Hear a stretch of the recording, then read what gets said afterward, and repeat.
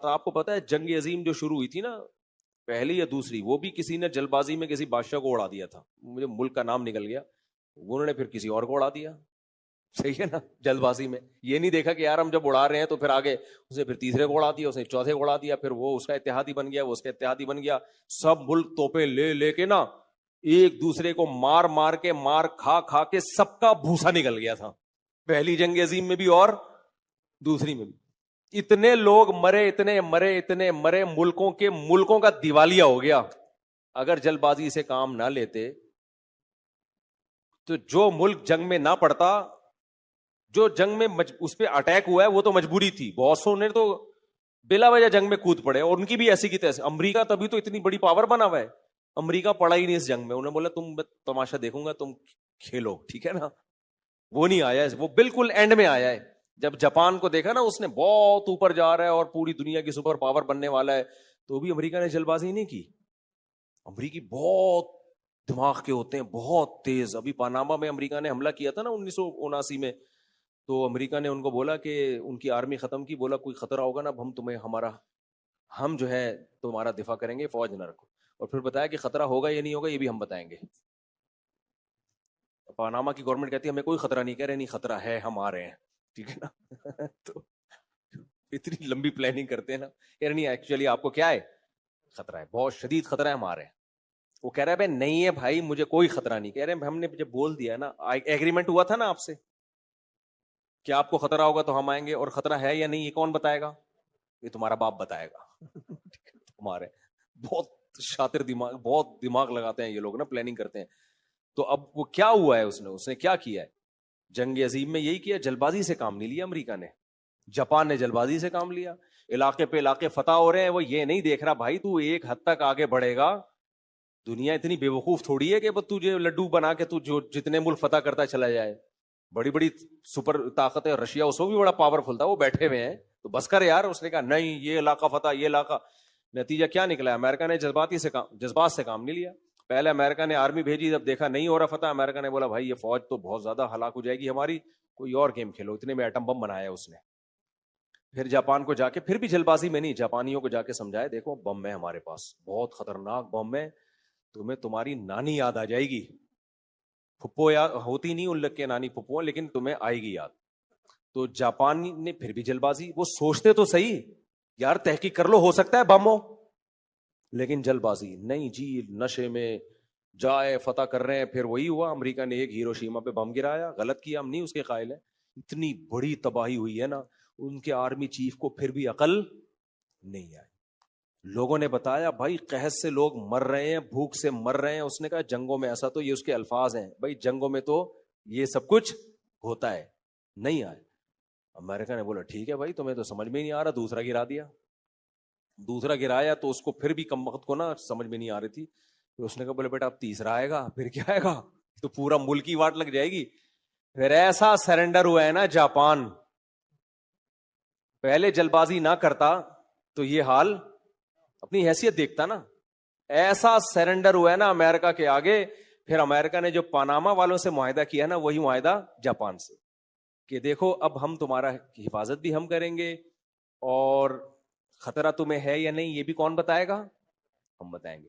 اب جاپان اتنا پولائٹ ملک ہے، انہوں نے کہا جنگ نہیں کرنی، یو ٹرن لیا انہوں نے کہا اب محبت، پیس، لونگ، جنگ ونگ نہیں، بم بم نہیں. بہت جاپانی میں جو یہ جو پیدا ہوا نا، ایسے شروع میں تھوڑی تھے.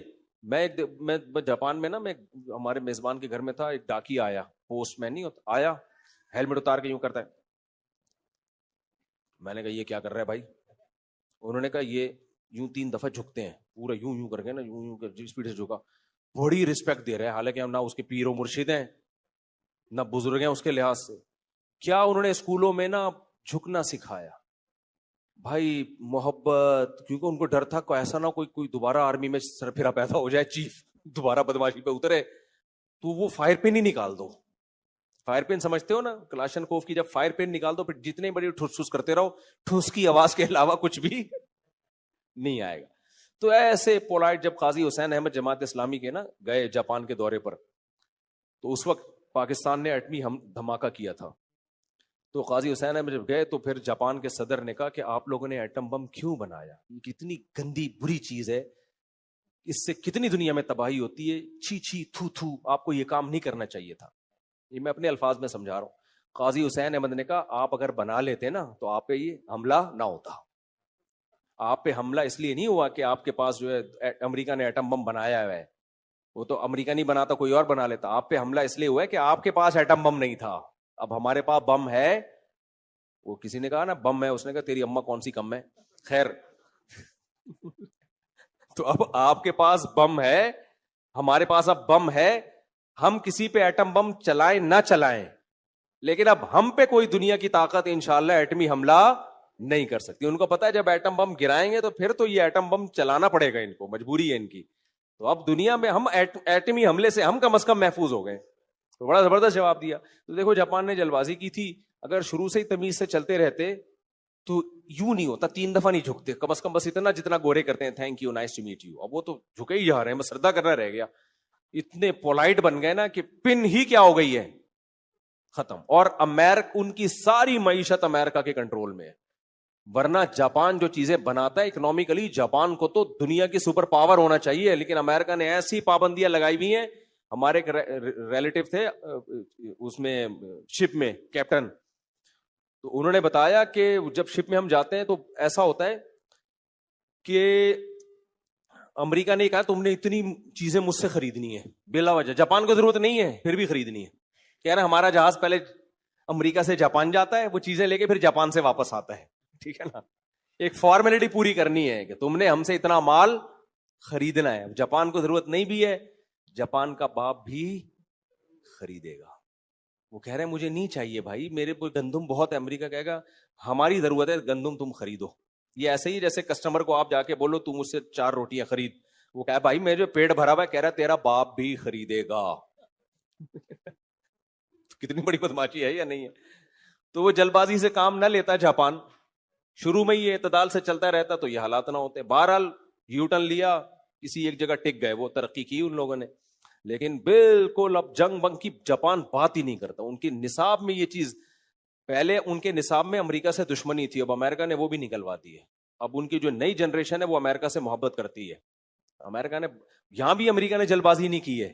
امریکہ نے یہ نہیں کیا کہ اب جو ہے نا ان کو میں بولوں کہ امریکہ سے محبت کرو. امریکہ کو پتا تھا بھی تازہ تازہ بم گرا ہے، 40-50 سال تک یہ اس زخم کو بھولیں گے نہیں. ابھی نہیں، ابھی ان کو مجھ سے نفرت کرنے دو. آہستہ آہستہ آہستہ آہستہ ان کے سلیبس میں تبدیلی کروائیں گے ہم. تمیز سے جا کے تبدیلی کروائی 40-50-60 سال کے بعد جا کے. اور اب میں دیکھ کر آیا ہوں نئی جنریشن امریکہ زندہ باد کے نعرے لگاتی ہے، امریکہ ہمارا دوست ہے. ان کو پتا تھا پرانوں پہ نہیں ہو سکتا بھائی، انہوں نے تو بم کے اثرات دیکھے. تو یہ ہے میچورٹی. دنیا میں کوئی بھی قوم ترقی کرتی ہے نا تو کچھ میچور پنا اس میں ہوتا ہے.